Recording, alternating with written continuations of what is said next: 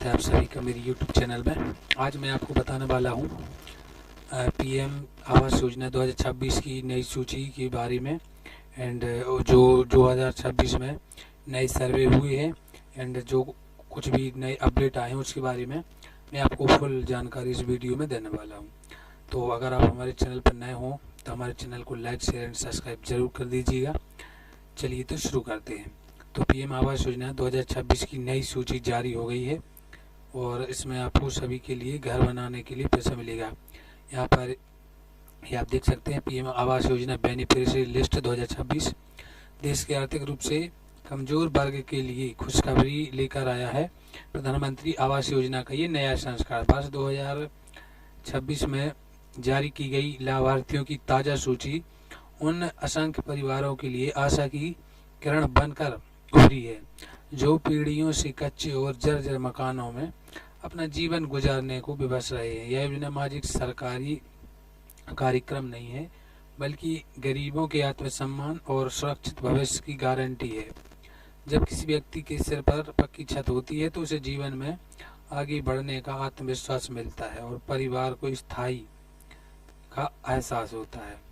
यहाँ पर योजना की कुछ न्यू और उद्देश्य भी रखे गए हैं। जैसे भारत सरकार ने 2015 में जब इस महत्वाकांक्षी योजना की शुरुआत की थी तब देश में लाखों परिवार ऐसे थे जिनके पास रहने के लिए मजबूत छत नहीं थी।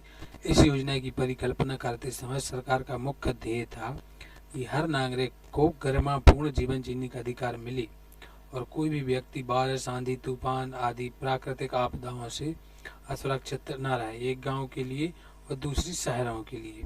देहात में रहने वाले लोगों की ज़रूरत अलग है और नगरों में बसने वाले की आवश्यकता भिन्न, इसलिए दोनों को अलग अलग प्रावधान इसमें आवास में बनाए गए हैं। तो यहाँ पर मैं आपको बताने वाला हूँ 2026 की सूची में क्या खास है एंड क्या नया है। तो इस बार की लाभार्थी सूची तैयार करते समय सरकार ने विशेष सावधानी बरती है और प्रक्रिया को पूरी तरह निष्पक्ष बनाने का प्रयास किया है।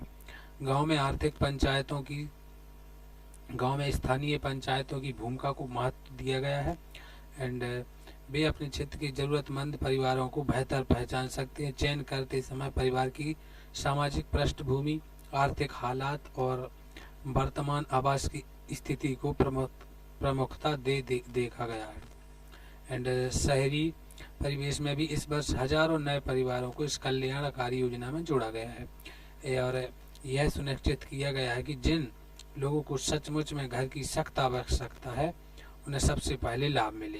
मतलब जिन लोगों को सच में बहुत आवश्यकता हो, जिनके पास रहने के लिए मकान नहीं है, उनके लिए सबसे पहले आवेदन मिले।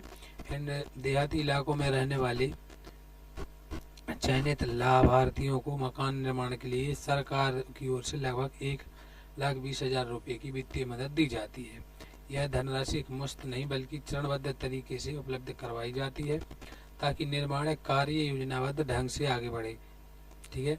उसके बाद यहाँ पर शहरी क्षेत्र के निवासियों के लिए भी कुछ अलग से प्रावधान है जिसमें करीब 2,70,000 रुपये तक की सब्सिडी मिलने से लोन की किस्तों पर बोझ कम होता है।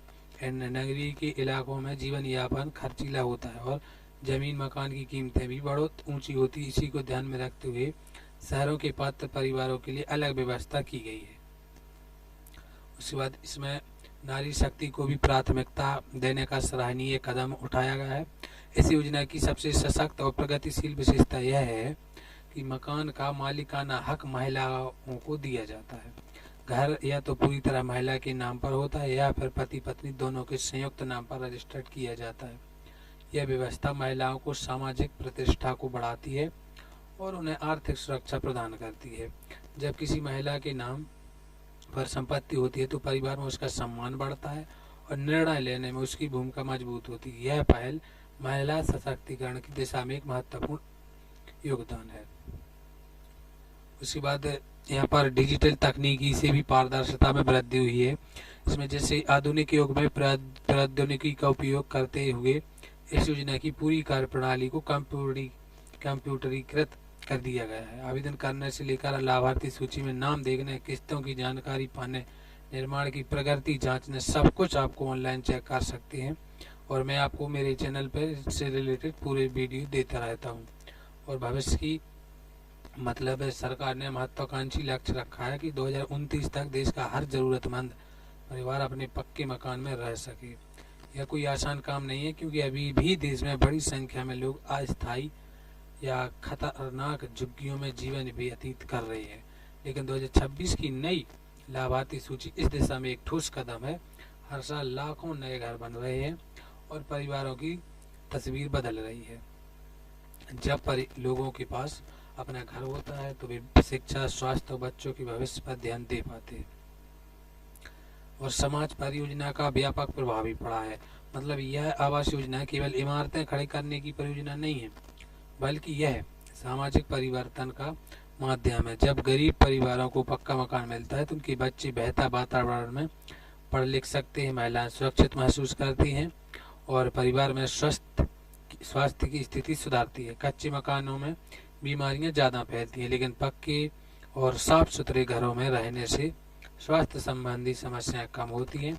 इस तरह यह योजना बहुआयामी विकास को बढ़ावा देती है। तो इस प्रकार से मैंने आपको इस वीडियो में कुछ प्रधानमंत्री आवास योजना से जुड़े तथ्य बताए हैं। अगर आपको मेरा वीडियो पसंद आया है एंड आपको जानकारी अच्छी लगी है तो हमारे चैनल को लाइक, शेयर एंड सब्सक्राइब जरूर कर दीजिएगा। धन्यवाद।